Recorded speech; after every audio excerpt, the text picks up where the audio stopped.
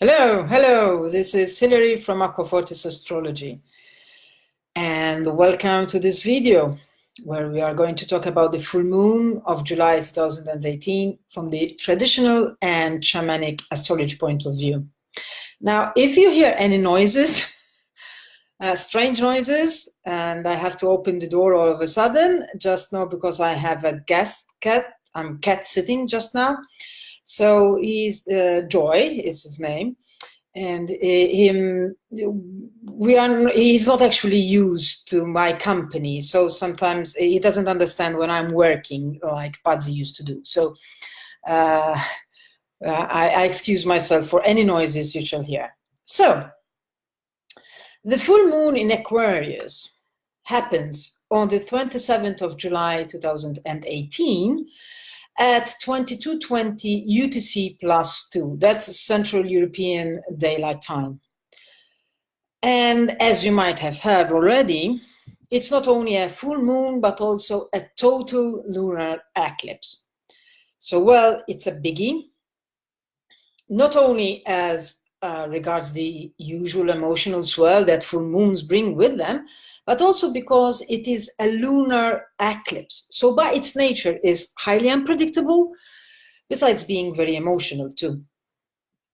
This lunar eclipse will be visible in large parts of Europe, Africa, Asia, Australia, and South America.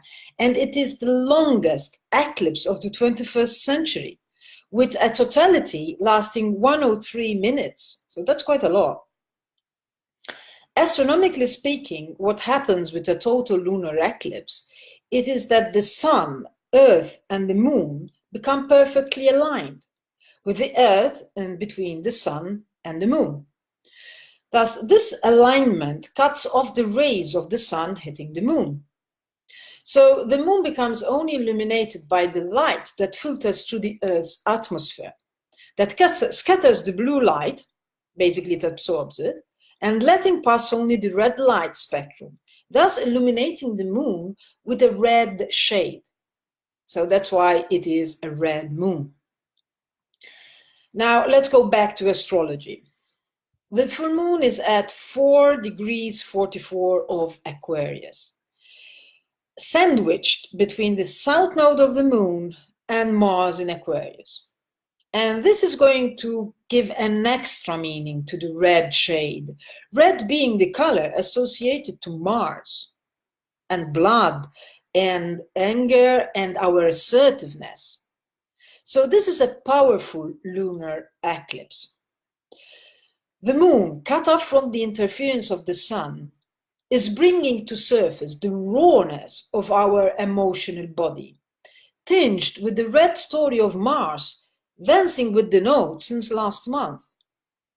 Only last Friday, on the 20th of July, Mars was perfectly sitting on the south node for the second time, making sure to dig out old stuff that needs to be healed. Now, it was a very intense day. I don't know for you, but it was very, very intense. This eclipse is another step in the purging process of what Mars is doing with the south node. It is worth remembering that the word eclipse comes from the Greek word eklipen, that means that fails to appear, that comes from the root word to leave. This moon, being eclipsed to the south node, is further enhancing the feeling that some things have passed their expiry date and need to leave. Now, who rules this lunation and eclipse? Guess who? Saturn and Capricorn.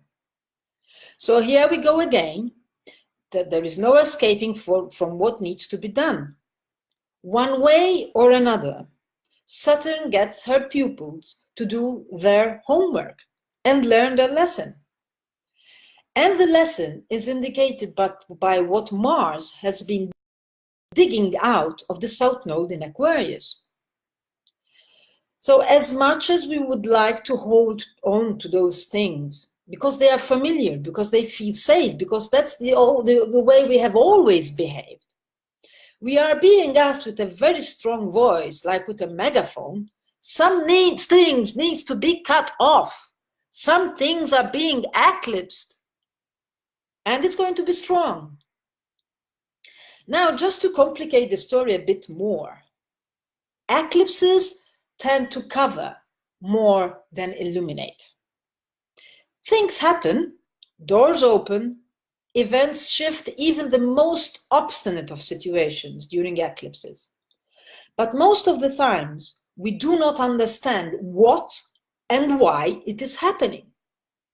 It's only in retrospect that we understand the plot and where it was taking us. And I put any if as well, because we don't always understand. To add to the already intrinsic surprise factor of the eclipses, Uranus in Taurus is stamping transversely her feet onto this eclipse, bringing that extra bombshell quality. Uranus in Taurus just now is governed by Venus in Leo, where she is just now, makes for sure that what she wants, she's going to have it, and she's not going to ask any permission to anyone to get it. So Uranus in Taurus is going to be quite determined. Jupiter in Scorpio, governed by Mr. Mars himself, is adding more emotional baggage to the deal. And the bigger the better for Jupiter. We all do know that. But Jupiter just now has started his journey back home into Sagittarius eventually. So she's feeling lighter and happier, and this makes our load a little bit happier and lighter.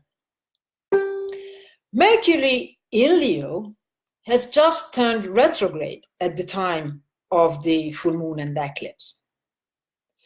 And he is rehashing the story several times. And in so doing, he's going to help us understand what has previously escaped to our understanding. This is a lunation and an eclipse happening on the fixed cross of the zodiac. That is Aquarius, Taurus, Leo, and Scorpio.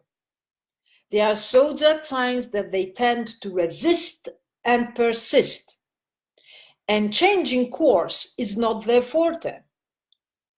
So we are having something that must leave, something changing on an axis that doesn't give up things quickly. So you do understand how much friction is being caused by dragging one's feet and persisting and resisting, and how many painful blisters are going to be created in the process. What we are experiencing is only part of the story that will unfold in the coming months. Now, the lunar mention where all this is happening is the 24th, called the Sa'ad al-Suud, the luckiest of the lucky. And the image is that of a woman breastfeeding. The keywords are multiplication of opportunities, good luck and increase, prevailing, fertile, proliferation. So this mention is saying whatever is happening, our needs and desires are being fulfilled, that we will receive support from a source precisely attuned to our individual needs. Perhaps they might not be what we think we need, but our soul knows better what we need. And the eclipses make it a point to direct us on the path we need to walk. A couple of days ago on Facebook, I shared what I think about the eclipses. I wrote, I imagine the eclipses as Mama Cat taking her kittens by the scruff and depositing where they should be. And I continued writing that this time we have Mama Lion taking care of us, taking us where we need to be. And this lunar mention is confirming that image. Now on Facebook, some have argued that eclipses do not always take us where we would like to. Oh, sure, definitely. Definitely. I totally agree with you. But even the kittens sometimes think that it's fun playing in the middle of the road. But Mama Cat knows differently. So we are getting what we need. But perhaps it is not what we think we need. Remember, eclipses conceal. So whatever happens, we do not know the whole plot of the story. Some things we might intuit. Others, only by living our lives, we get eventually to understand. And some things will remain an utter mystery until we die. For sure, this full moon in Aquarius and total lunar eclipse, we are being asked to sever what needs to be cut off. Keep on hanging on it will only procure more painful blisters. It might not always be clear, but do not worry, eclipses have a knack of taking away what is not needed anymore and bring in what is needed, with or without our permission, and with or without our taking pleasure or being delighted in what they bring forth. And do you remember the image of the crescent moon in Leo that opened this lunation, this lunar cycle? It was the image of a man riding a lion, holding a lance in his right hand and holding the ear of the lion with his left hand. Remember, we said that the lion is guarding us because we have won his respect. By respecting that all things have a season, that some things must die for others to be born, we will be guided to where we should be. And I'm not saying it is easy, not at all. We will resist it with all of our mind, because that is our instinct. That's the energy of the fixed signs, resist and persist. But what if we just go one step backwards and think laterally and ask, what if? What if I don't know all the plot? What if I place myself in the heart of the lion and let her lead the way, knowing that I'm being taken care of? I know it is asking a lot, especially when difficult things happen, when things precious to us, persons precious to us, leave or taken away, when dreadful things happen.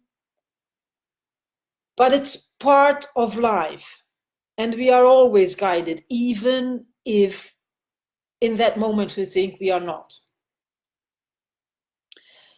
So should you need any guidance, I'm available for private consultations, and I'm wishing you a blessed full moon in Aquarius and safe traveling with Mama Lion.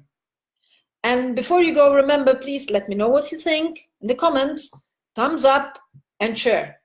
And bye for now. Bye-bye.